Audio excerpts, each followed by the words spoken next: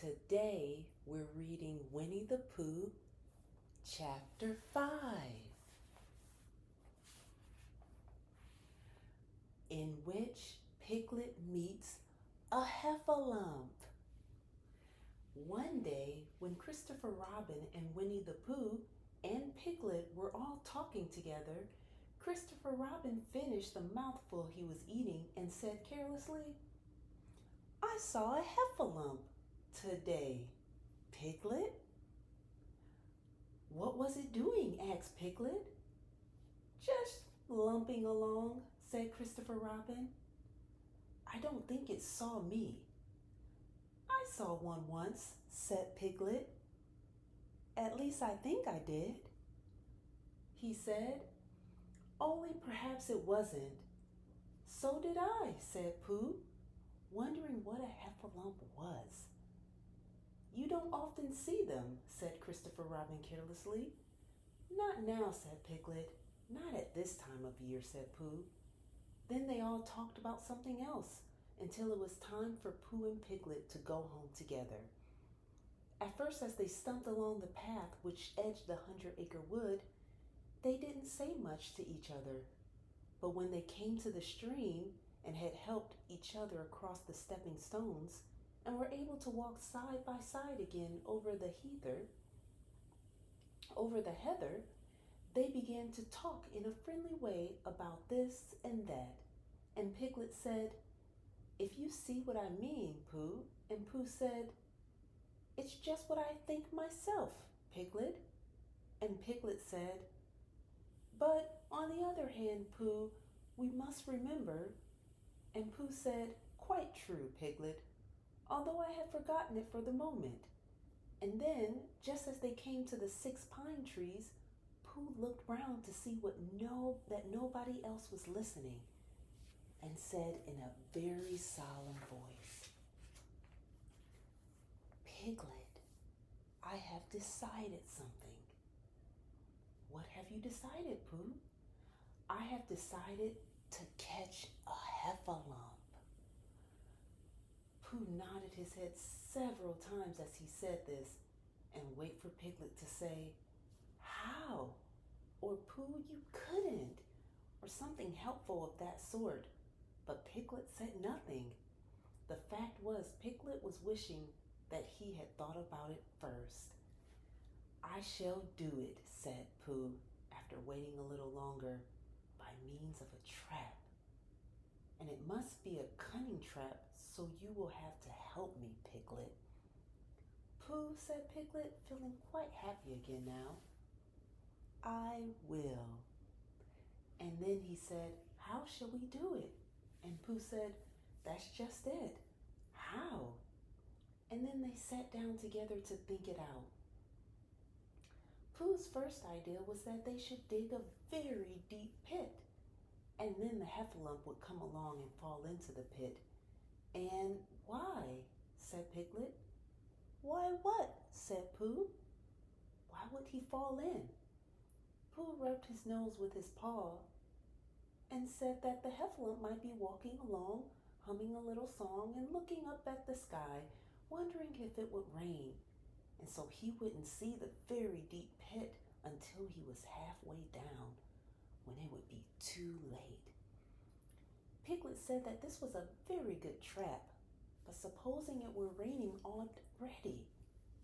Pooh rubbed his nose again and said that he hadn't thought of that. And then he brightened up and said that if it were raining already, the heffalump would be looking at the sky, wondering if it would clear up, and so he wouldn't see the very deep pit until he was halfway down, when it would be too late. Piglet said that now that this point had been explained, he thought it was a cunning trap. Pooh was very proud when he heard this, and he felt that the heffalump was as good as caught already. But there was just one other thing which had to be thought about, and it was this: where should they dig the very deep pit? Piglet said that the best place would be somewhere where a heffalump was, just before he fell into it, only about a foot farther on. But then he would see us digging it, said Pooh. Not if he was looking at the sky. He would suspect, said Pooh, if he happened to look down.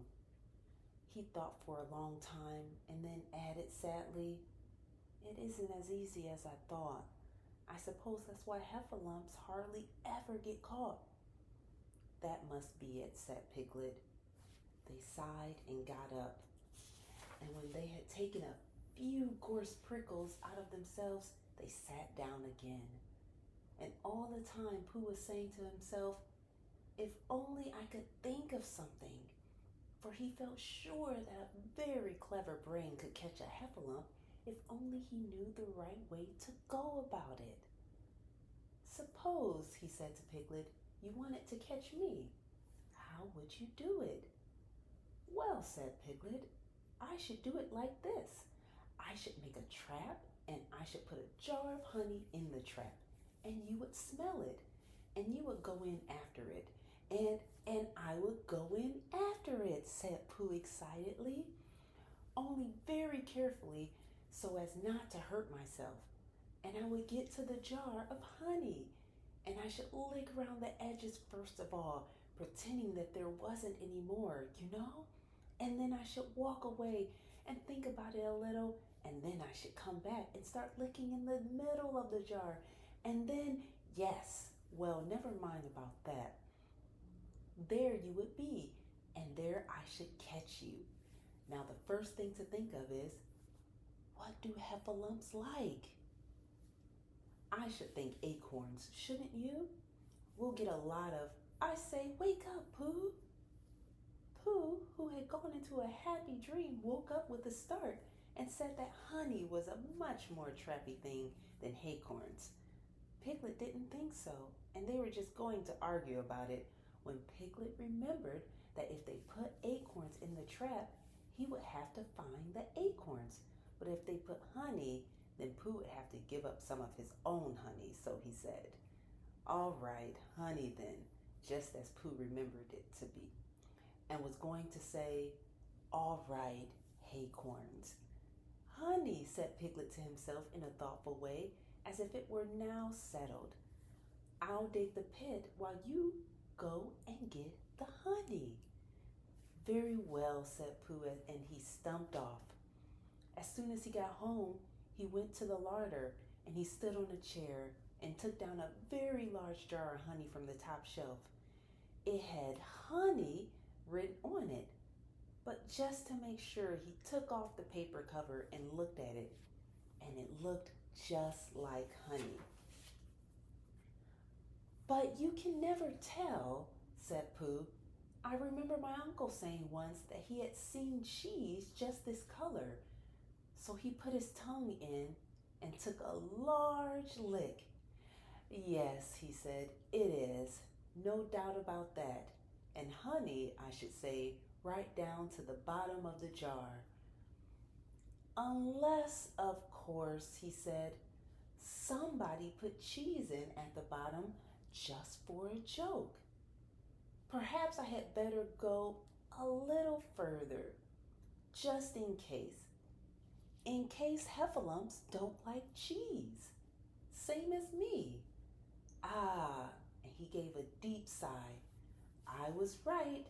It is honey, right the way down." Having made certain of this, he took the jar back to Piglet, and Piglet looked up from the bottom of his very deep pit and said, "Got it?"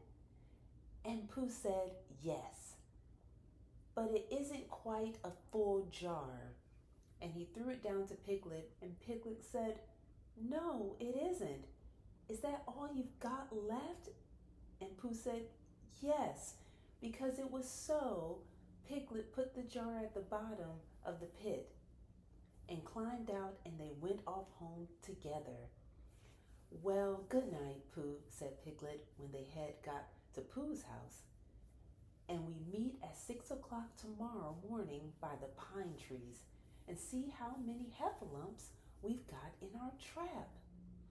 "6 o'clock, Piglet. And have you got any string?" "No." why do you want string? To lead them home with. Oh, I think heffalumps come if you whistle. Some do and some don't. You never can tell with heffalumps. Well, good night. Good night. And off Piglet trotted to his house. Trespassers W. While Pooh made his preparations for bed. Some hours later, just as the night was beginning to steal away, Pooh woke up suddenly with a sinking feeling. He had had that sinking feeling before, and he knew what it meant. He was hungry.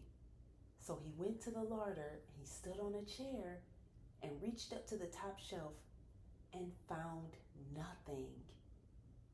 That's funny, he thought. I know I had a jar of honey there, a full jar, full of honey right up to the top, and it had honey written on it. So that I should know it was honey. That's very funny. And then he began to wander up and down, wondering where it was and murmuring a murmur to himself like this. It's very, very funny, because I know I had some honey, because it had a label on saying honey. A Galactia's full up pot too, and I don't know where it's got to. No, I don't know where it's gone. Well, it's funny.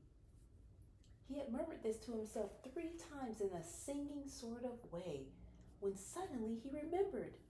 He had put it into the cunning trap to catch the heffalump. Bother, said Pooh. It all comes of trying to be kind to heffalumps. And he got back into bed, but he couldn't sleep. The more he tried to sleep, the more he couldn't. He tried counting sheep, which is sometimes a good way of getting to sleep. And as that was no good, he tried counting heffalumps. And that was worse, because every heffalump that he counted was making straight for a pot of Pooh's honey and eating it all. For some minutes, he lay there miserably. But when the 587th heffalump was licking its jaws and saying to itself, "Very good honey this, I don't know when I've tasted better," Pooh could bear it no longer. He jumped out of his bed, he ran out to the house, and he ran straight to the 6 pine trees. The sun was still in bed, but there was a lightness in the sky over the 100-acre wood, which seemed to show that it was waking up and would soon be kicking off the clothes. In the half-light, the pine trees looked cold and lonely, and the very deep pit seemed deeper than it was, and Pooh's jar of honey at the bottom was something mysterious. A shape and no more. But as he got nearer to it, his nose told him that it was indeed honey, and his tongue came out and began to polish up his mouth, ready for it. Bother, said Pooh, as he got his nose inside the jar. A heffalump has been eating it. And then he thought a little and said, "Oh no, I did. I forgot." Indeed, he had eaten most of it, but there was a little left at the very bottom of the jar, and he pushed his head right in and began to lick. By and by, Piglet woke up. As soon as he woke, he said to himself, "Oh." Then he said bravely, "Yes." And then still more bravely, "Quite so." But he didn't feel very brave, for the word which was really jiggling about in his brain was heffalumps. What was a heffalump like? Was it fierce? Did it come when you whistled? And how did it come? Was it fond of pigs at all? If it was fond of pigs, did it make any difference what sort of pig? Supposing it was fierce with pigs, would it make any difference if the pig had a grandfather called Trespassers William? He didn't know the answer to any of these questions, and he was going to see his first heffalump in about an hour from now. Of course, Pooh would be with him, and he was much more friendly with two. But suppose heffalumps were very fierce with pigs and bears. Wouldn't it be better to pretend that he had a headache and couldn't go up to the 6 pine trees this morning? But then suppose that it was a very fine day and there was no heffalump in the trap. Here he would be in bed all the morning, simply wasting his time for nothing. What should he do? And then he had a clever idea. He would go up very quietly to the 6 pine trees now, peep very cautiously into the trap, and see if there was a heffalump there. And if there was, he would go back to bed, and if there wasn't, he wouldn't. So off he went. At first he thought that there wouldn't be a heffalump in the trap, and then he thought that there would. And as he got nearer, he was sure that there would, because he could hear it heffalumping about it like anything. Oh dear, oh dear, oh dear, said Piglet to himself, and he wanted to run away. But somehow, having got so near, he felt that he must just see what a heffalump was like. So he crept to the side of the trap and looked in, and all the time Winnie-the-Pooh had been trying to get the honey jar off his head. The more he shook it, the more tightly it stuck. Bother, he said, inside the jar, and oh, help, and mostly ow. And he tried bumping it against things, but as he couldn't see what he was bumping it against, it didn't help him. And he tried to climb out of the trap, but as he could see nothing but jar and not much of that, he couldn't find his way. So at last he lifted up his head, jar and all, and made a loud, roaring noise of sadness and despair. And it was at that moment that Piglet looked down. Help, help, cried Piglet. A heffalump, a horrible heffalump. And he scampered off as hard as he could, still crying out, help, help, a horrible heffalump. Huff, huff, a hellable, horrible lump. Ha, ha, a huffable hellerump. And he didn't stop crying and scampering until he got to Christopher Robin's house. Whatever's the matter, Piglet? Said Christopher Robin, who was just getting up. Huff, said Piglet, breathing so hard that he could hardly speak. A heffalump. Where?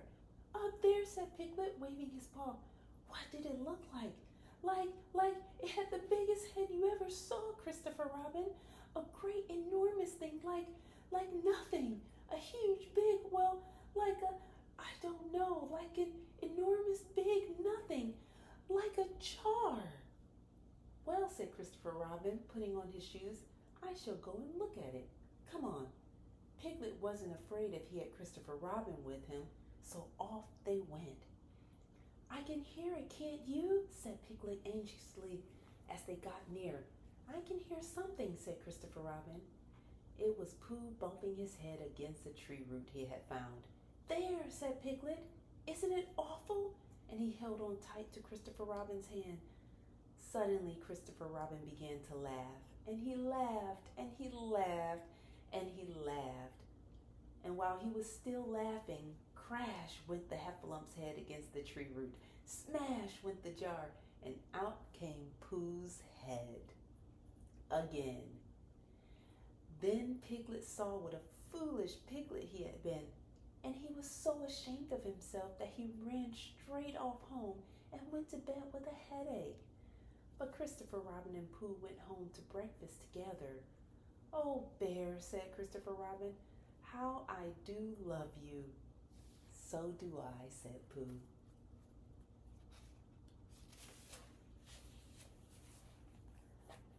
And that was chapter 5 of Winnie-the-Pooh.